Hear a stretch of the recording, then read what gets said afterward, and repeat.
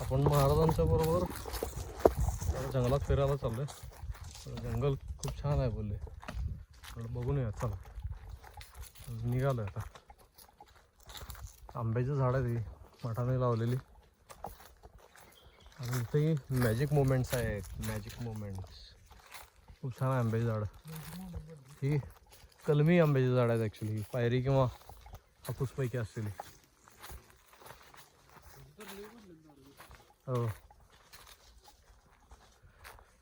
ही सगळी पेरूची झाड आहे. तिथं पेरूची झाड आहे सगळी. बघा पेरू आहे तिथं,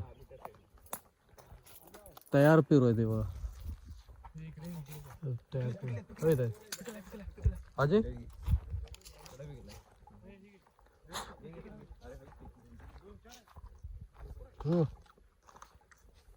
बेस्ट.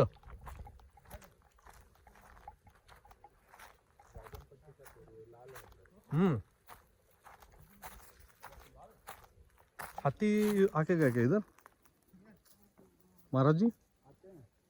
क्योंकि इधर ऐसा पैर रगड़ा है इधर. ये देखिए वो आते हैं ना, ऐसा पैर ये करके जाता है ना. ये देखो इनका पैर है हाथी का. ये देखिए कौन गोल गोल पाव. हाँ हातीचे पावला आहे. हाती येऊन गेलेला इथे.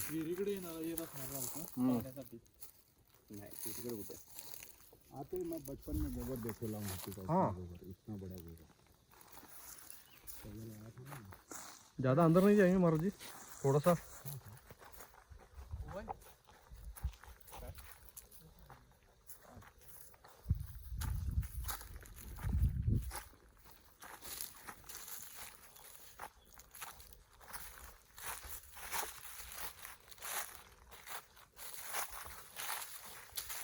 महाराज जी हम लोग जाएंगे वापस. क्योंकि क्या है बताए, ये देखिए आप जिधर खड़े हो ना, हाथी के पैर पे ही खड़े हो एग्जैक्टली. ये देखो हाँ, थोड़ा सा पीछे आप खड़े हो जाएंगे ना, बड़ा वाला पैर है वो. ये हाथी का पैर है इधर. ये इधर ही रहेगा किधर को आसपास, या फिर नीचे जाए, मतलब डेंस फॉरेस्ट में अभी गया रहेगा. डार्क फॉरेस्ट है, डीप वाइल्ड लाइफ सेंचुरी है. ये एलिफेंट रिजर्व ही है पूरा. रात में लाइट इधर चमक रहा था वो दांडे लिए. हाँ ठीक है ना, चले देखते रह जाओगे. यहीं रहने का हैमक लगा के यहीं सो जाओ. चले जी. समोर आहे ना झाडात काहीतरी आहे बघ. ते बघ दिसते का तुला? काहीतरी आहे बघ, दिसलं काय? ते बघ ते बघ ते बघ. अरे होय रे, ते हल्लं रे. काय हाला लागलंय मागासपासून जोरदार तिथं. खारात सगळे हे नाही खूप मोठं होतं काहीतरी. जरा जागा माकडच नाही. मी नको कांकड नाही ते. कांकड पाय एवढे मोठे आहेत. हे चालतच गेले असते. जी जी.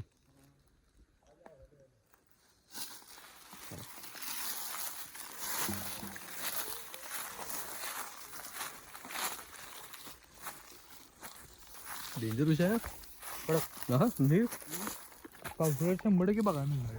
काढती हो, पावसाळ्यात नाही बघायला मिळत या भागामध्ये. आणि जेव्हा जंगलात पाणी भरपूर असते ना, बाहेर येत नाही शकतो. One eternity later.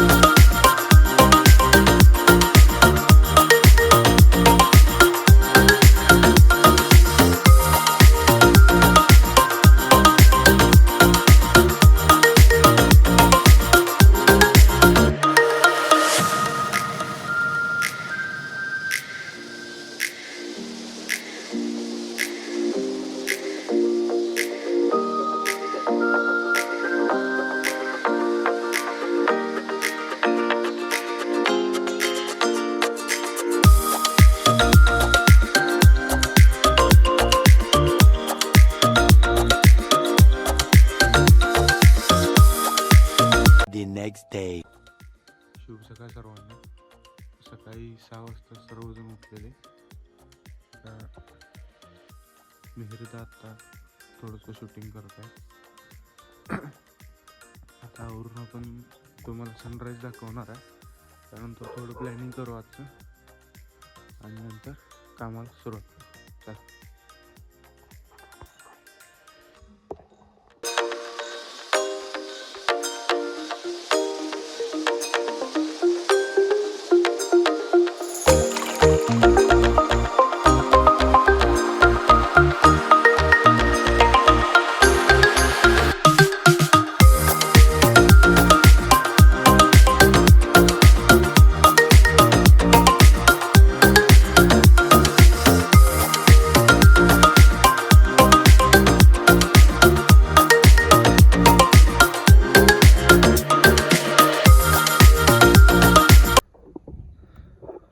Good morning.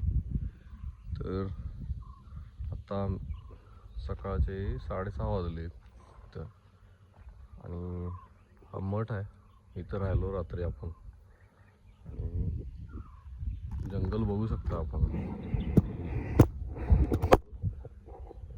मोठं जंगल आहे सगळीकडे. बाकी सगळा हा डेन्स फॉरेस्ट आहे. एकदम डेन्स फॉरेस्ट आहे, झोनमध्ये येतो. कोर झोन आहे हा. आणि स्कायलाईन पर्यंत तुम्ही जिथपर्यंत बघाल फक्त जंगलच आहे. इथं वरती इथं आता चंद्र पण दिसतोय आणि इथं सूर्योदय पण व्हायला लागला. अतिशय सुंदर असं जंगल आहे.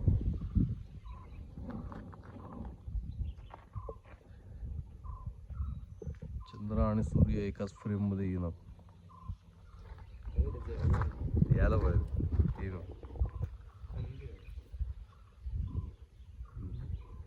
असं तिकडून घ्यायला पाहिजे. हाईट पाहिजे ना तुला. हां,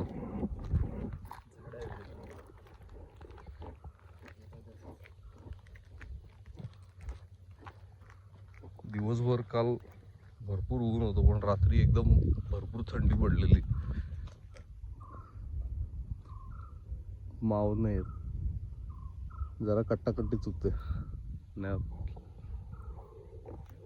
घडी बघितलं तर मस्त जंगल आहे इकडं पण.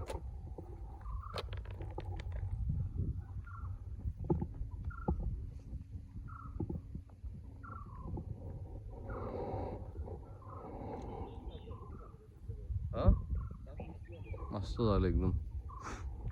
एवढं समाधान वाटते ना. कुठलं आहे ठीक आहे. हो सूर्योदय हॅम्पर होणार नाही ना. मी मध्ये आलोय.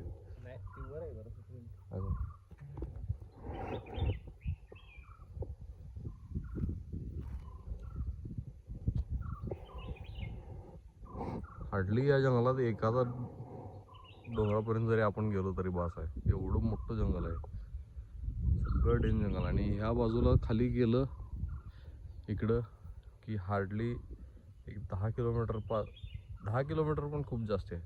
एवढा कमी एरियल डिस्टन्स आहे इकडं दांडेलीचा. दांडेली इकडं खाली आहे.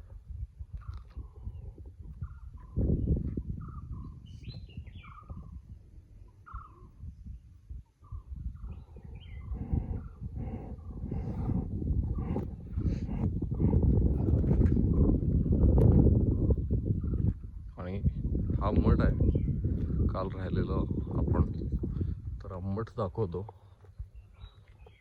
हा ते गाडी लावली काल आपण आपली.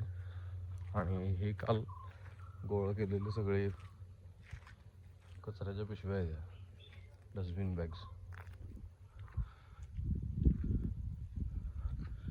हा मठ आहे. हा मठाची एंट्री येतं.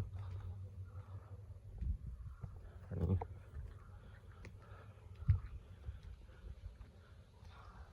मी बरीच वर्ष येते, पण हळूहळू थोडं डेव्हलपमेंट होते मठामध्ये.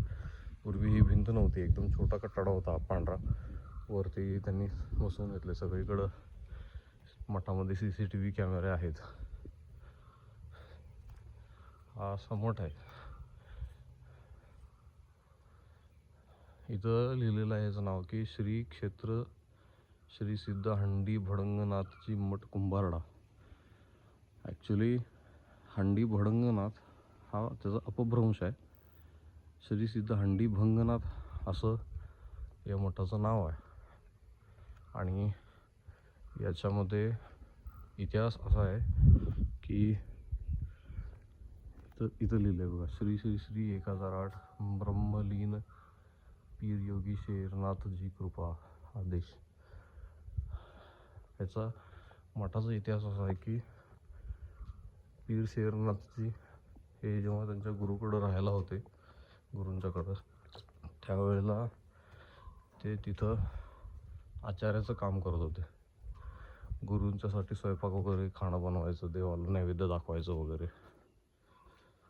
तर एक दिवस त्यांना असं वाटलं की खाण्यामध्ये काहीतरी चवीत थोडासा बदल झाला आहे का, म्हणून त्यांनी ते चाखून बघितलं. ते त्यांच्या गुरूंना कळालं आणि त्यांच्या गुरूंनी त्यांना विचारलं की तुम्ही चाखून बघितलेलं आहे का अन्न? तर ते म्हणले की हो, माझ्याकडनं चूक झाली. मग महादेवाचं मंदिर आहे का? मग त्यांनी गुरूंनी सांगितलं की आता ही चूक आहे, ही पीर शेरनाथजी महाराजांचं समाधी मंदिर आहे, त्यांनी इथं समाधी घेतली होती या मठामध्ये, तर हे त्यांचं समाधी मंदिर आहे. तर गुरूंनी त्यांना शिक्षा दिली की चाकून बघितल्याबद्दल की तुम्ही आता आचार्याचं काम करायचं नाही. गुरु गोरक्षनाथ गुफा आहे इथं, गुफा मंदिर आतमध्ये गुरु गोरक्षनाथांचे आणि नाथ संप्रदायातल्या गहिनीनाथ वगैरे या सगळ्या नाथांचे आतमध्ये पुतळे आहेत. ती गुहा आहे इथं आणि हे मुख्य मंदिर आहे. तर पीर शेरनाथजींना त्यांच्या गुरूंनी शिक्षा दिली की तुम्ही त्यांना एक मटका दिला हातामध्ये हंडी, आणि त्यांना सांगितलं की तुम्ही ही हंडी घेऊन सगळीकडे फिरायचं आणि जिथं त्या हंडीचा भंग होईल, म्हणजे जिथं ती हंडी फुटेल, त्या ठिकाणी राहून तुम्ही नाथ संप्रदायाचा प्रसार करायचा आणि प्रचार करायचा. ती हंडी इथं भंग झाली या ठिकाणी ॲक्च्युली या गुहेमध्ये ती हंडी आहे, भंग झाली. असं त्यांनी एक प्रतिकात्मक पुतळा ठेवलेला आहे. इथं गुहा आहे, पुतळा किंवा काही म्हणा, या गुहेमध्ये आज त्यांनी ठेवलेली ती हंडी. इथं दिवा वगैरे लावलेला आहे आतमध्ये. तर त्यामुळं त्यांना नाव पडलं हंडी भंगनाथ. त्यामुळे ते भडंग लिहिलेलं आहे, तो त्याचा अपभ्रंश आहे. ॲक्च्युली आहे ते भंग, असा त्याचा इतिहास आहे. पण खूप विचार करण्यासारखी गोष्ट आहे की आज रस्ते, लाईट हे सगळं असताना सुद्धा आपल्याला अक्षरशः संध्याकाळी इथून खाली एक तलाव आहे, फॉरेस्ट डिपार्टमेंटने केलेला, वन खात्याने केलेला, कर्नाटका फॉरेस्ट डिपार्टमेंटने बनवलेला प्राण्याच्यासाठी. तिथं जायला आम्हाला भीती वाटत होती संध्याकाळी. जवळजवळ थोडंफार अजून उजेड शिल्लक असताना सुद्धा नको वाटत होतं तिथं जायला. तर त्यांनी त्यावेळेला रस्ते वगैरे काहीही नव्हते, अशा वेळेला सुद्धा त्यांनी ह्या भागामध्ये राहून नाथ संप्रदायाचा प्रसार प्रचार केला. ही खूप महत्त्वाची आणि खूप मोठी गोष्ट आहे. म्हणूनच आम्ही हा ब्लॉग करायचं कारणच हे आहे की आम्हाला अशा ठिकाणी येऊन, अशा पवित्र ठिकाणी जे लोक येतात तर त्यांना जे सगळे घाण वगैरे करत असतात, दर्शन घेणं वगैरे हे सगळ्या गोष्टी बरोबर आहेत, पण आपण पवित्र राखलं पाहिजे. ते खूप घाण वगैरे करतात. तर आम्हाला ही आपली जी धार्मिक ठिकाणं आहेत ती थोडीफार स्वच्छ ठेवायची. हाच आमचा व्लॉग करण्याचा उद्देश आहे. स्वच्छता पण होईल, व्लॉगिंग पण करायचं आहे. अजून आम्ही आतमध्ये साफसफाई सुरू केलेली नाही आहे. तरी आपण बघू शकतोय. हे बघा, कोणी इथं लाया करून गेलेत लोक. हे बघा, लाया केल्या तिथं आणि त्याच्या पुढे इथंच फोडून गेले. हे बघा, हे असं खूप आहे अजून या मठामध्ये. हे आज आपण सगळं स्वच्छ करणार आहोत. सांगण्याचं तात्पर्य काय आहे आणि उद्देश एकच आहे की कृपा करून अशी आपली जी श्रद्धास्थानं वगैरे आहेत किंवा कुठंच अशी घाण करू नका. जेवढं शक्य होईल तेवढं आपण साफ ठेवायचा प्रयत्न करू. थँक्यू.